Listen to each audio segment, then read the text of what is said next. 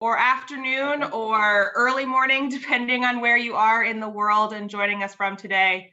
I am excited to start today's conversation and give us an opportunity to hear a few more examples about kind of climate mainstreaming and what research is out there, what resources there are for people, and how people are, how organizations are working on the challenges of climate and integrating that into development humanitarian programs.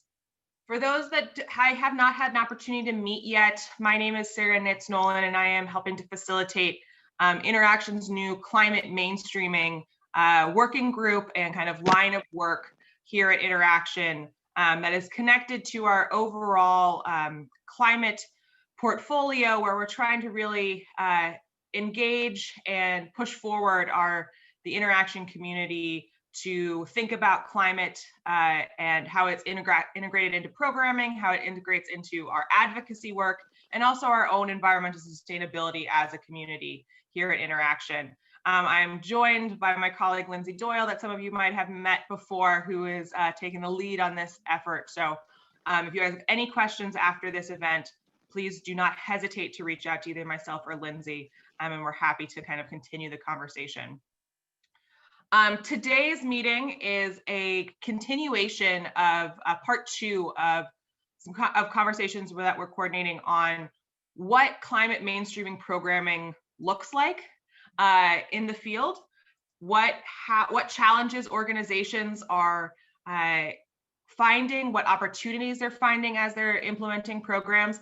And this is a part two discussion. Last month, we heard from Mercy Corps, IRC, and Islamic Relief Worldwide to hear about their programming. And today we have three new wonderful examples of different integrations of programming. We have three great presentations. They'll be kind of short presentations, and then there'll be some good opportunity for some back and forth and conversation and questions of our panelists, but also just questions of each other about how different NGOs are handling climate mainstreaming, both in the field and then also as an organization. To kick us off, we are going to hear from Christian Mann, who is an adjunct fellow for CSIS's Global Food Security Program. And he'll talk about some research that he's done on some different climate integration programming.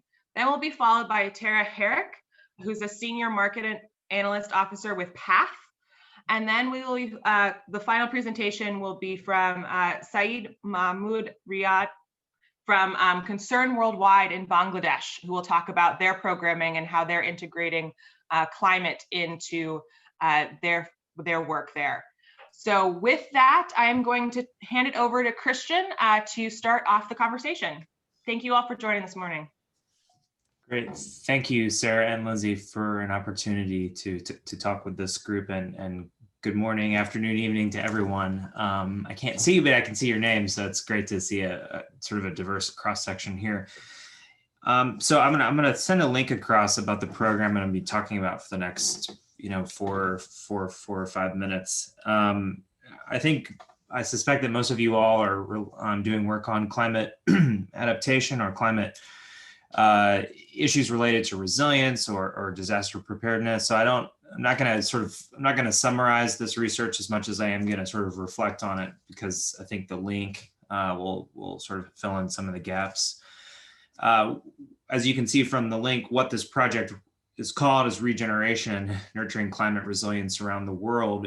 And just sort of topically speaking, what it was a sort of a series of 3 mini documentaries that highlighted 3 different approaches to nature-based solutions to climate resilience in El Salvador, Nepal, and Kenya. 3 areas, East Africa, Southeast Asia, and Central America, that we know are climate hotspots because of the sort of vicissitudes of changing weather patterns and more chaotic rainy seasons and so on. And what we wanted to do with each of these 3 videos was simply for policymakers, for members of Capitol Hill, for the development community, tell 3 stories about what nature-based solutions look like in practice. It's a buzzword, the phrase nature-based solutions. It has, I guess, some amount of cachet right now, but it's, you know, it's good. It's for good reason that folks are focused on thinking about ways to work with the forces of nature, as opposed to some of the experiences of, say, the Green Revolution, where we were interested in producing monocultures, raising crop yields for only cereals or what have you. Nature-based solutions takes a much more sort of agroecological approach to resilience building. So in each of these three examples, in Nepal, Kenya, and El Salvador, we were wanting to understand how communities were working with implementers such as Mercy Corps, Catholic Relief Services, and in the case of Kenya, Excellent Development, to help farmers build resilience, either through recharging aquifers, through reversing erosion by building bioengineered structures within rivers to help mitigate the damaging effects of floodwaters, or in the case of El Salvador, invest in agroforestry projects that help farmer livelihoods in a variety of ways. And I think just for the purposes, so I encourage you to take a look at the videos. But I guess just for the purposes of this conversation, what I would say is that, you know, the COVID-19 has, I think one of the windows of opportunity it's opened is helping us think more expansively about this notion of One Health, the idea that environmental well-being is connected to economic well-being.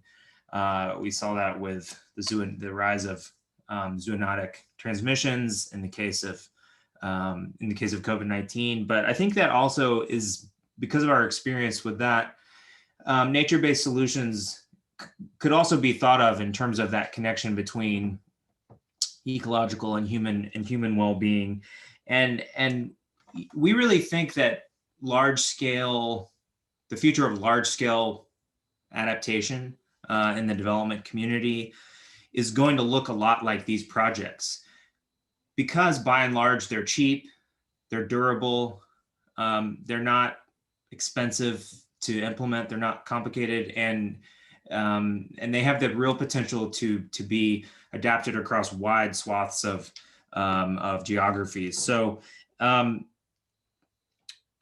just sort of in closing, two particular points for those of you who are in the field working with development organizations, thinking about, well, how do we actually materialize mainstreaming when it comes to climate issues?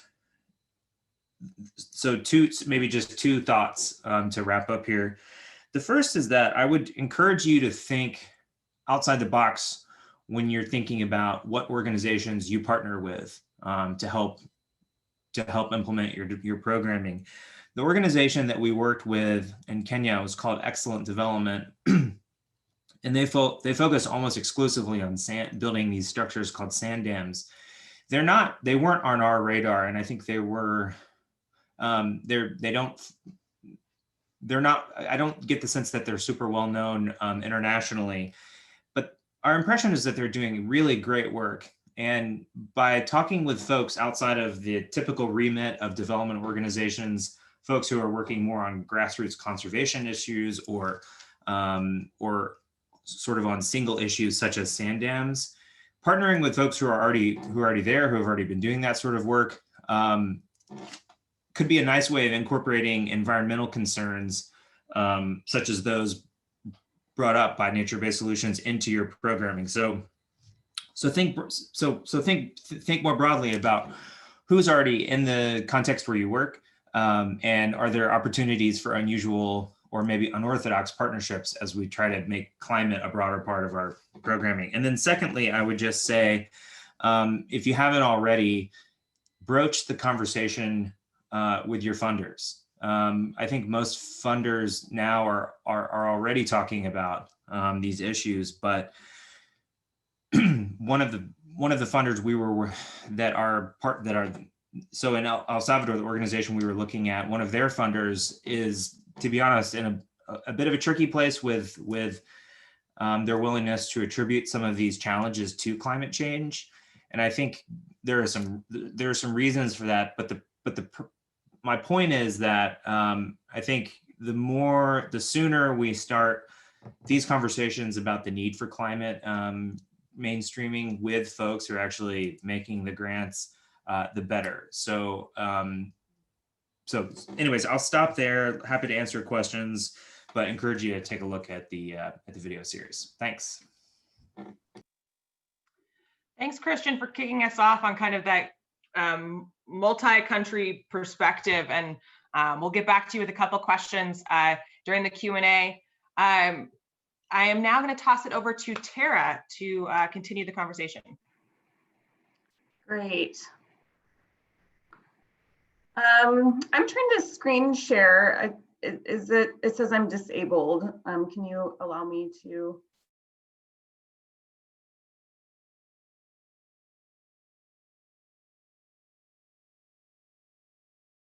All right, it's better now.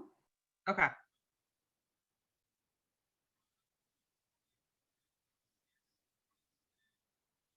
Okay. Can you all see my screen? Yes, we can. Perfect. Make it, just to let you know, I won't be able to see you once I go full screen. So please chime in if you need to speak with me. And I am just going to skip forward here. So just a little bit of background on this work, and I'm talking about cultured proteins today and their potential for climate change. And I'll give a little bit of background on what cultured proteins are, as well as our project. I don't think it's a surprise to people in this audience, but the global food system faces sustainability challenges. And we actually estimate that global meat consumption is expected to rise by more than 75% by 2050. As incomes rise, we also expect challenges with urbanization progressing. Demand of animal source foods is going to be on the rise. We see this particularly in low and middle income countries. And so this graphic highlights some of the CO2 emissions that are associated with eating animal foods. Cellular agriculture is really in the headlines right now and has been for a while. And here are some, I think, fun headlines for you to review. These vegan dairy products aren't made from milk. There just aren't any cows involved, is a good example. But this is something that if you're reading mainstream news, you see coming up from time to time. So what is cultured proteins? What are we really talking about here? And it's really large-based fermentation. And so you can see in the middle of the slide here, a fermentation tank. And a lot of people say that this is very similar to the process of brewing beer. And one of the reasons that we're interested in this is this something that could be moved out globally and be produced potentially in lower income countries. So rather than breeding and feeding animals, cellular agriculture uses these large-scale fermentation to produce the main protein component of the respective animal products. The process for producing animal products via cellular agriculture is the same that's used in producing food enzymes, as well as many other proteins used in household goods and medicines. So this is something that has been done before. It has been consumed before in the public. And the genes that encode the desired proteins, in this case, directly from an animal source of the proteins, are introduced into a fast-growing, highly efficient host organism. It's usually a yeast or a bacteria that is grown in a fermentation tank where it expresses the desired protein. The proteins are then purified from the host and incorporated into consumer goods. So these are lab-based food proteins. For our work, we focused specifically on dairies and more specifically on milk as well as eggs. I will say that lab-grown meats do have a different process than what I'm describing here today. So our focus was exclusively on milk and eggs. And so the goal of our project was to assess the extent which cultured proteins, as I mentioned, particularly egg and dairy, can play a meaningful role in addressing global malnutrition in a more sustainable way. And the results were intended to inform the global community about emerging innovations. And this is our last slide, and I think it goes to some of the points that were mentioned earlier about thinking about this with the funder. But we had, in our scope of work, we built in climate into the scope of work right from the beginning. So if you look down here where it says scope, we had 4 major objectives for this project. The first was to conduct a market landscape and analysis for cultured proteins. There are many people working in this space right now. We wanted to know which products were near term to market. Actually, since we started this project, one product has actually launched in the commercial marketplace, a company called Perfect Day, who makes cultured milk proteins. To characterize the enabling environment for cultured proteins in terms of regulatory affairs, to model the impact of cultured proteins on human health, agriculture, and the environment. And I do just want to take an extra minute talking about this. The reason that we are excited about these, as I mentioned, is due to the growing demand for meat and some of the negative impacts for that on agriculture as well as greenhouse gas emissions. But we are also interested in looking at this for health. And we specifically looked at the potential health benefits of expanding animal source foods in low and middle income countries. And then also lastly, to assess the potential for cultured proteins to generate carbon offsets. So in the scope design of this particular project, we built in an analysis that looked at health, agriculture, as well as the environment. So I think with that, I'm going to pause, given our time, and happy to answer any questions later in the discussion.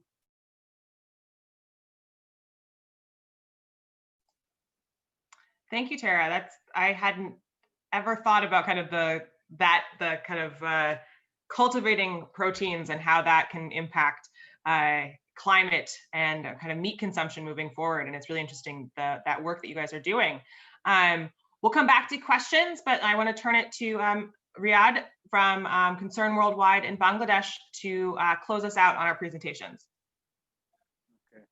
Thank you. Thank you, Sarah. I would like to share my screen first. Okay.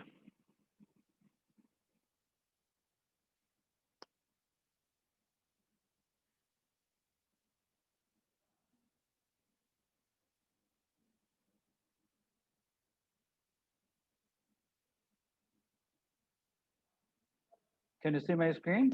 Okay. Yes, we can. Yeah, okay. I would like to welcome you all and good morning and good afternoon as per the location. Yeah, I'm Sayeed Mahmud. I work for Concern Worldwide as the head of program. And you know that Concern is implementing program in different contexts and coastal and Char context. Char is a riverine sandbar. These two are actually climate hotspot in Bangladesh. Their Concern is implementing their program and how we are mainstreaming climate in our programs. Before going to our interventions, I would like to give a quick overview on the context. You know that coastal zone in Bangladesh is very vulnerable to the climate change. And here almost 50 million people are living in this context. And it's a huge area, almost 47 square kilometer area it covered. And you can see here different photographs of the vulnerability during disaster, particularly the cyclones. Immediate after the cyclones, see the photographs and you can realize the vulnerability. So you can see the photograph and realize it. So now actually how we are mainstreaming the climate issues in our program. Actually, we would like to build the resilience of the community to natural disasters, that's particularly cyclone and salinity intrusion. We like to build the resilient livelihood options. Composite agriculture, social forestry program, one of the successful intervention of our program. And also we do the advocacy. We have a Bay of Bengal platform which covers India, Bangladesh, Nepal, Sri Lanka. And every two alternative years we organize it. So we do implementation in the ground, then we share with in this platform and help us to bring it at the global level. And we also do the research and documentation of our learning because we are implementing coastal program since 2012 and across different programs we are learning and actually gradually we are evolving our program to build the resilience. Initially we started our program to build the resilience at the household level. Now we are trying to build the resilience at an administrative unit. We also try to introduce innovative approach and tools like with Harvard Humanitarian Initiatives, we have tried to build a resilient scorecard to build the resilience at the household level.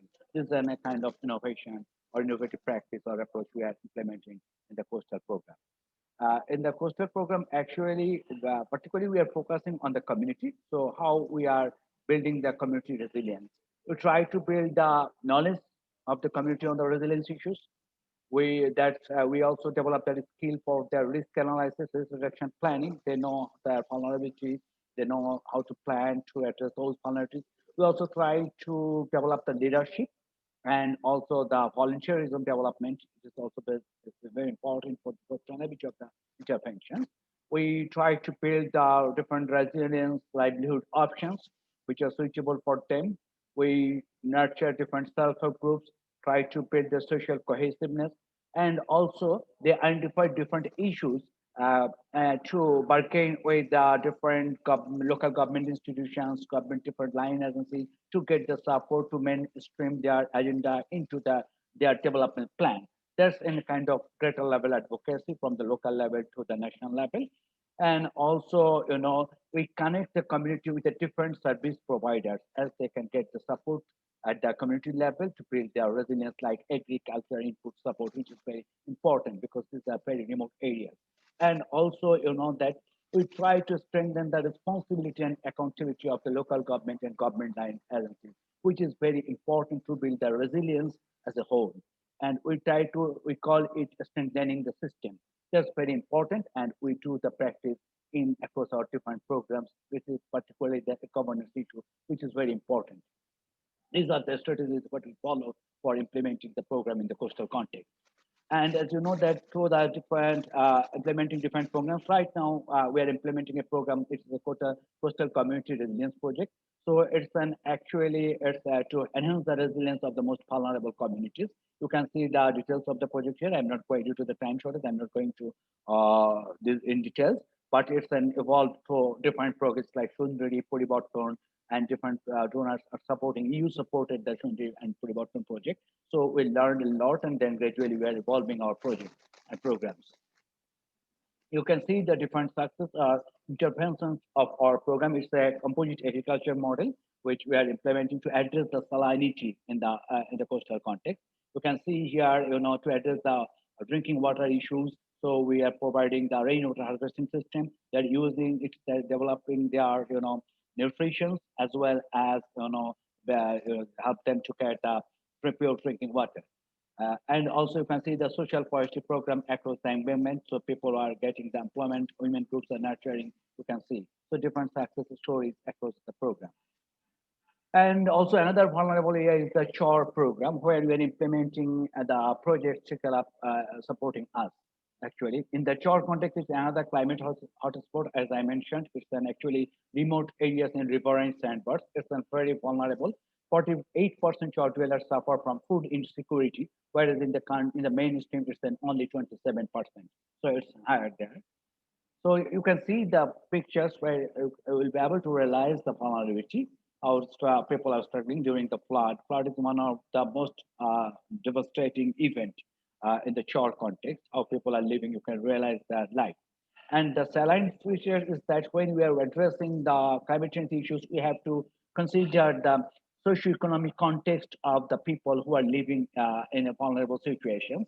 There is an improper distribution and utilization of common properties, inadequate employment opportunities there, then lack of awareness, education, solidarity, and social burdening also less. And early marriage is a huge problem and big problem in this context.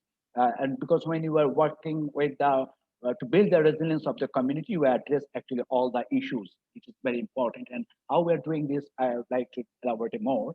We are right now we're implementing free program that means empowering women and youth through graduation and so financial inclusion. It's supported by Trickle Up. We are also implementing a flood resilience project.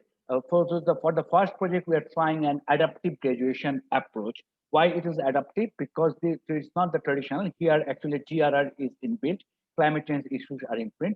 So when they are, implementing different livelihood options, they are climate resilient livelihoods. We're talking about the climate resilient livelihoods. We rank them based on their vulnerabilities and provided support. Some are off farm, some are on farm, and some are adapted to the risk of their options.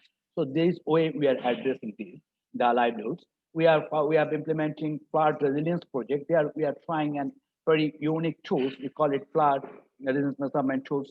Through these tools, actually, we try to identify the source of resilience, where the support is required to bear the resilience at the community level. We try to understand, and at the greater level, actually, we try to increase the funding for resilience building rather than this immediate response.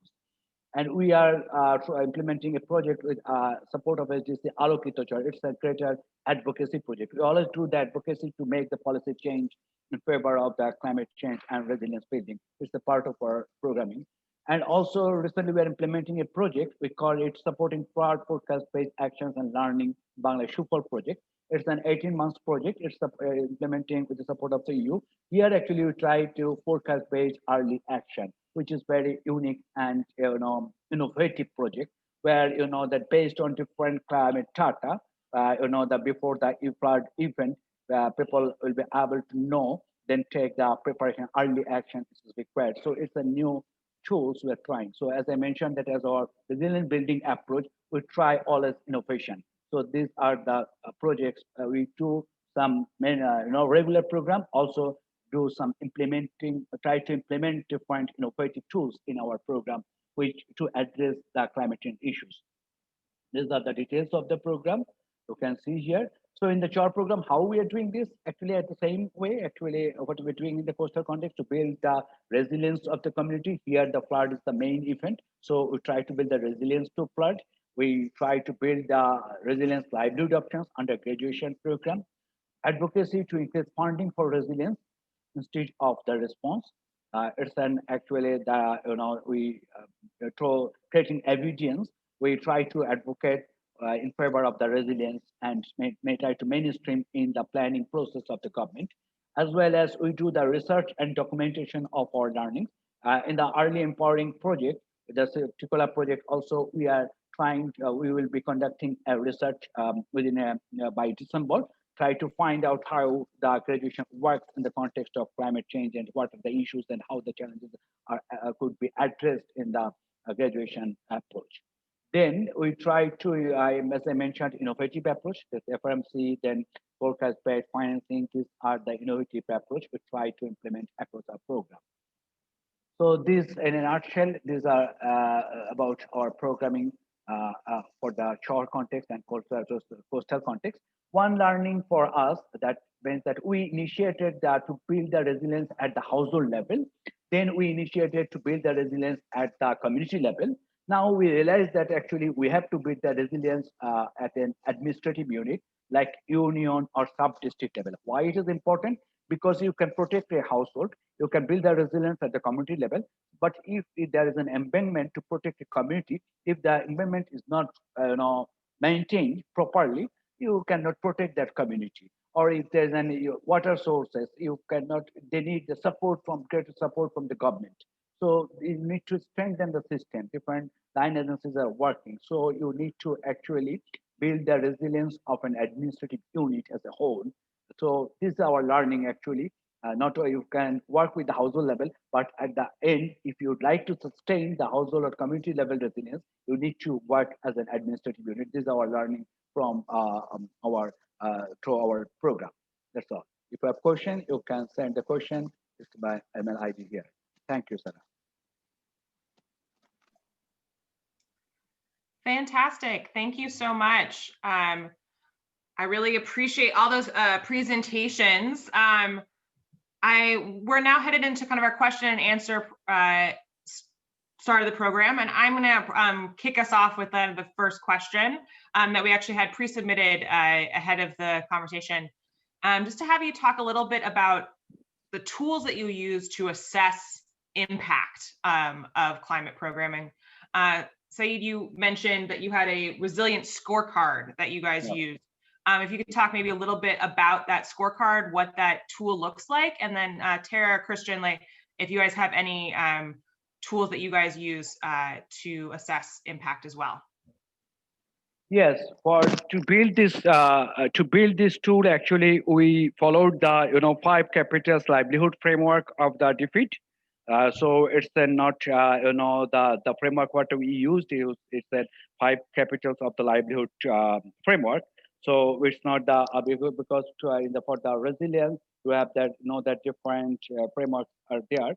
But for it's a narrow, we try to build measure the resilience at the household level. That's why we took the livelihood 5 capitals framework of the defeat. So this and survey through different survey questions. So these tools looks like this that you would have different scores out there. So if you'd like to interested, we can share. It's a published document. So definitely we can share. If someone is interested, we can ask. That would be fantastic. We have kind of a resource library of different tools that organizations are using or research that they've done. So if you could share that, that would be fantastic. We'll make sure it gets up to that resource library. Tara or Christian, did you have anything else to add? Yeah, so for our particular project, we actually modeled impact using some different models. And I should mention that the work that I summarized, and in particular this modeling approach, was conducted in partnership with IFPRI, as well as Duke University and PATH. And so each organization sort of had a different domain of expertise. So PATH brought the health perspective, and we used a model that is publicly available by Johns Hopkins called the LiveSaved tool in order to understand the potential, how cultured proteins are increased in protein could impact human health. IFPRI has an impact model that they use to assess changes in agriculture, so changes in land use, changes in cattle production, et cetera. And then Duke University has utilized a sophisticated climate change model to understand how declines and changes in agriculture, such as cows, would impact the environment. So we actually are submitting that analysis for peer review publication. It hasn't been accepted as of yet. It's under review, but that is something that hopefully will be coming in the future that details the methods like in great length. Sarah, I was just gonna add that, I mean, I'm gonna answer the question a little bit differently. I mean, we were essentially making a series of documentaries. So what were our tools? What they were the tools that documentarians would use.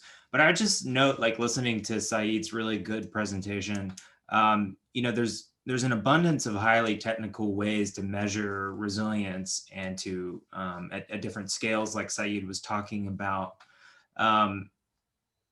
But one thing we found that was interesting in the case of Nepal, looking at Mercy Corps' project, was that they were attempting to link resilience building to economic development, so that in the process of building resilience against floodwaters, seasonal floodwaters, farmers were also regaining land, gaining the opportunity to plant additional sugarcane, which would provide an additional income source.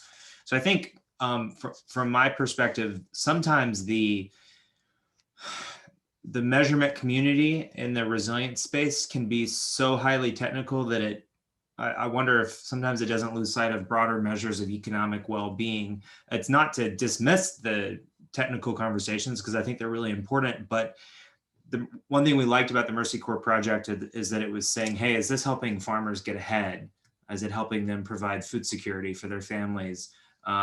Not just do they have a high resilience score, but what does it mean in real world terms? So I think the tools question is a really good one. And yeah, I was really interested to hear about Sayeed's project. Fantastic. Do we have any questions from the group here for our presenters?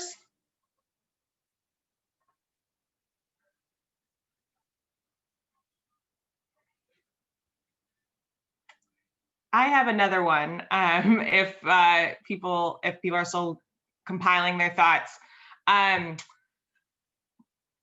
Kristen, it actually is very connected to what you just said about kind of in communities and for individuals, the balance of choices that people have of economic development, or sometimes being good to the environment and being good to the space that they're living in. Is that a balance in your programming? Is that a balance that you are seeing, that people are understanding that like choices that they make are impacting the environment and that impacting the kind of sustainability of their communities? And are they making those choices?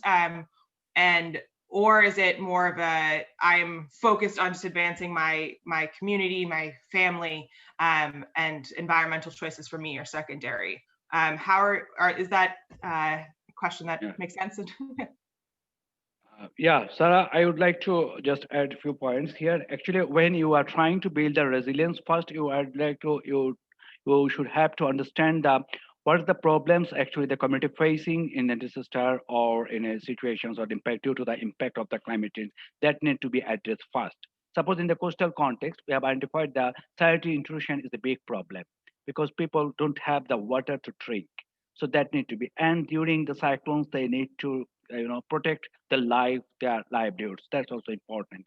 So that's the important. Then gradually you need to provide support to them build their livelihoods, which need to be resilient. That's the important issue. So economic opportunities, to creating the economic opportunities for the community, it's also important. But at the first time, you have to save the community from the disasters first. So this is also important. Then gradually they need to survive. So you need to provide the livelihood options for creating more employment opportunities. Then you can, envisioning them to the product, well-being of the life. Then ensuring the education facilities, ensuring the the health system. That's also very important. So and that could be that's why we closely work with the different local government institutions and different government line agencies to strengthen the system. That's the important to ensure the sustainability of your resilience intervention. You need to strengthen your system, which is prevailing in your context. That's the important issue. Then the local government can play a very important role. We saw that in Nepal also. The local government institutions are closely working with the community. That's very important. Yeah, can I come in, Sarah? I mean, I think a couple of things. First of all, most of us know that smallholder farmers have a really high discount rate. So the value of the present, of the next crop, of the next the next 6 months, 12 months is really important relative to the future.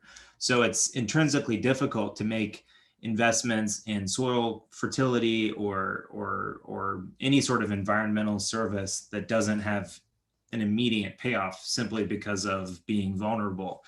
And I think one of the promising things about, at a broad level, nature-based solutions is that it helps provide near-term benefits in terms of better crop yields, better soil fertility, while also making long-term contributions to the quality of a landscape. And why does that work? I think it works because farmers can see it from themselves, for themselves, from their neighbors. So this isn't it's an in situ demonstration project that they see from their neighbors. And we think that that mechanism of adaptation and uptake is really important, because there's only so much you can learn from a radio advertisement or a sort of more scientific demonstration plot in a tertiary city or something. You really have to see it working on your neighbor's land if you're going to try it yourself. So that was just another sort of important dimension I wanted to mention.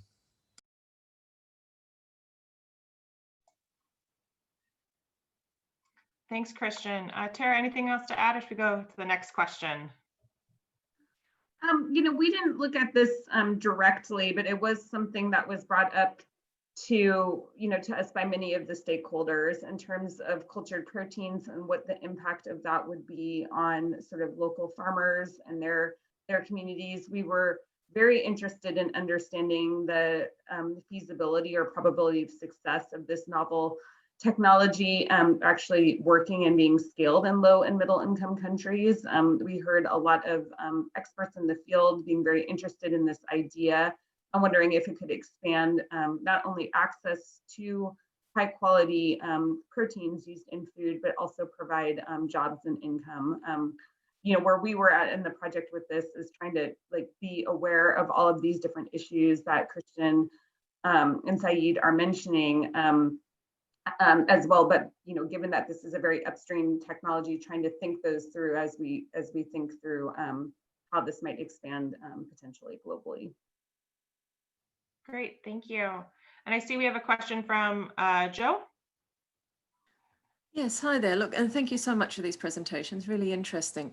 I have a question about places like in parts of Bangladesh, like Riadh was mentioning, and also other very highly vulnerable places, perhaps El Salvador and so on. Christian, certainly, totally appreciate the focus on building sort of sustainable livelihoods in a way which incorporates this resilience to these climate threats. But I'm wondering if there have been cases, if you're seeing areas in which you're looking at sort of the medium to long term and thinking, okay, these just might not be, even with the best program in the world, these just might not be viable places for people to live. And in which case, if so, how does that get addressed in programming?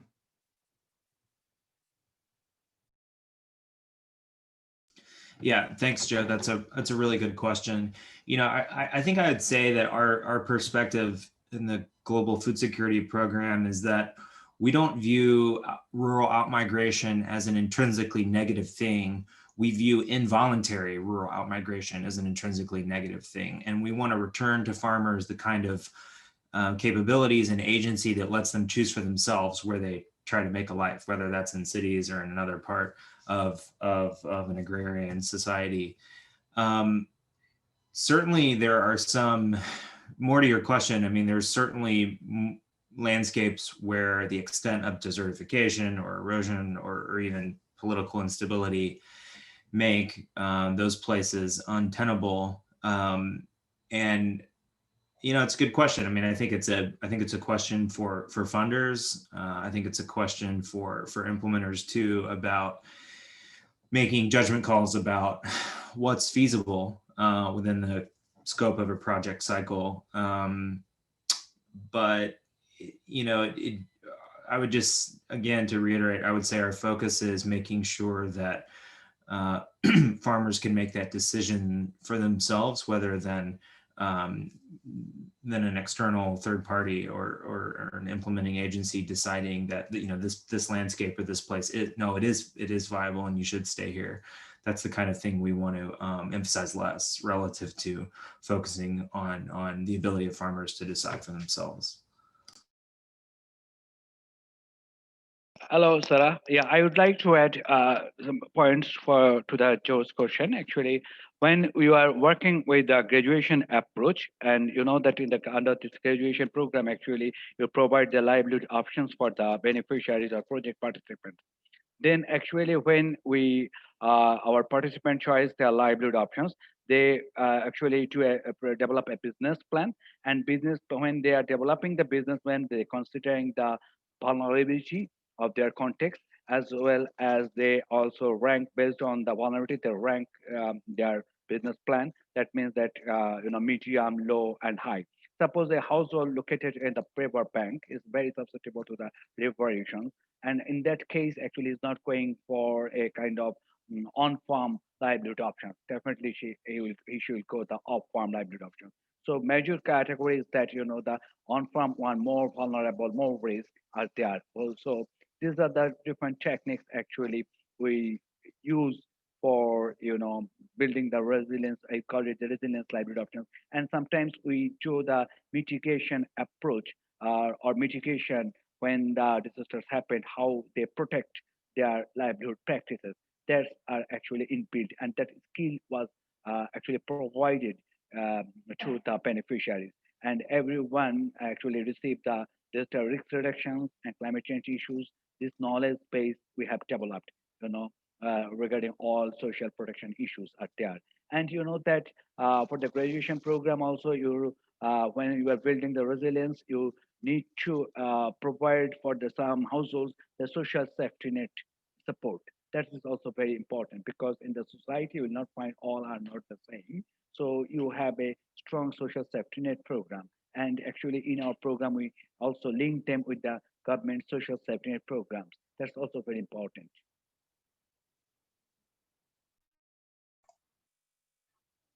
Fantastic. Do we have any additional questions as we kind of head to the last few questions of the conversation?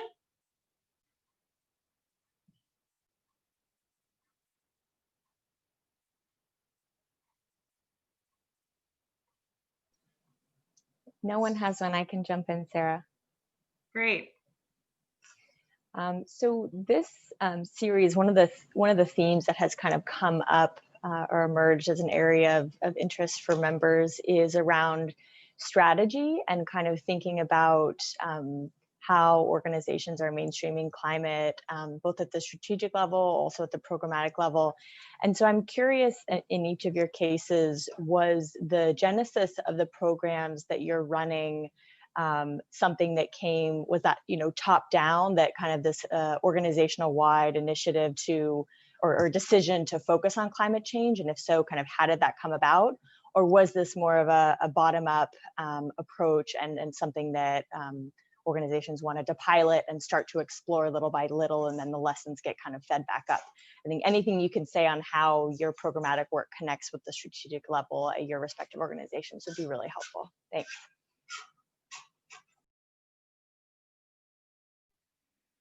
Yeah, Sarah, I can add some points to this question actually.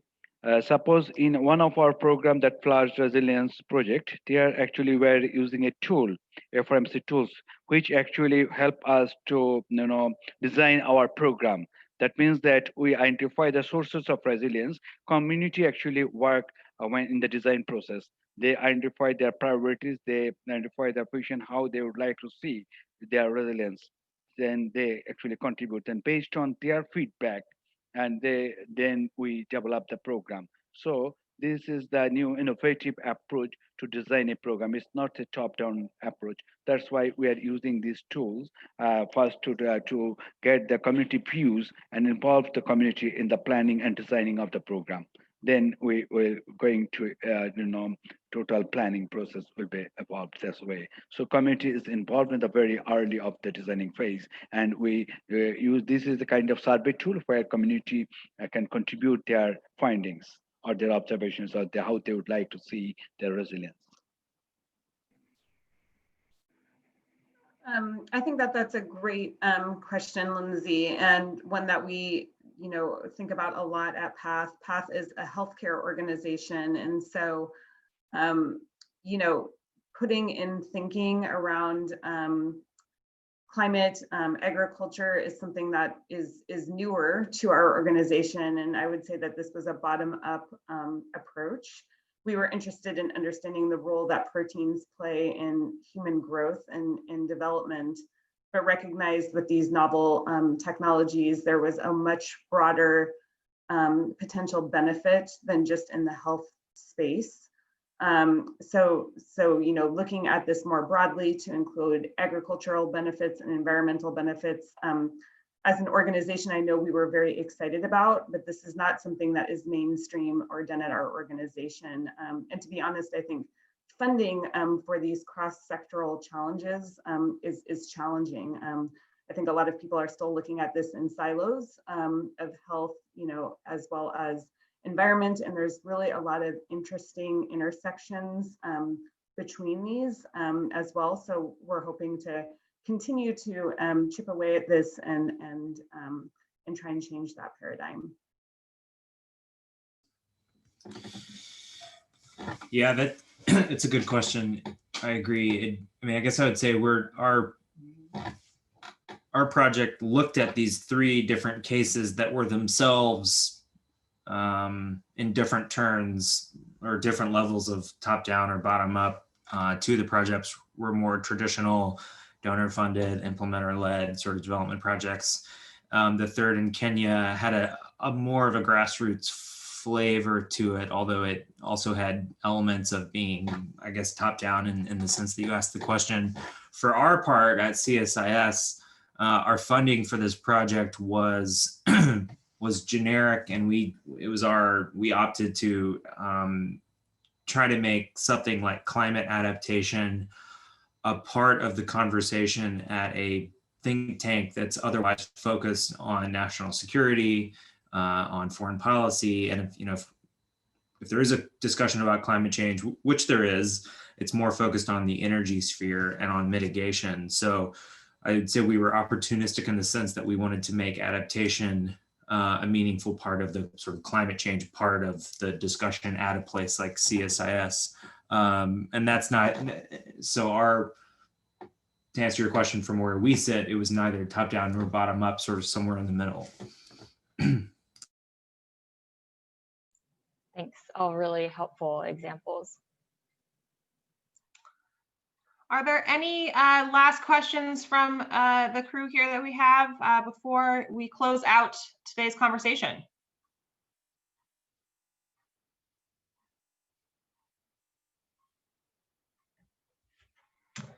All right, well, hearing none, I really want to thank all of our presenters and all of you for joining today. We are compiling resources and research to kind of help better make sure that our community is learning from each other. And that's the goal of this conversation today, and the goal of conversations that we're going to be holding over the next few months to continue this learning from each other. So please do send us, if you guys have good research that your organizations are doing, or if you, Tara, if you are in that peer reviewed, if you guys get accepted, please do send it our way so we can make sure it's added to our kind of online database, and we can continue to learn from each other. I think the next kind of couple conversations we're going to work on are that strategy level that Lindsay was talking about, and how we can kind of help mainstream climate at more of a strategic level within organizations. So please look forward to that in the coming months as we continue this conversation. But thank you all again, and have a great rest of your day.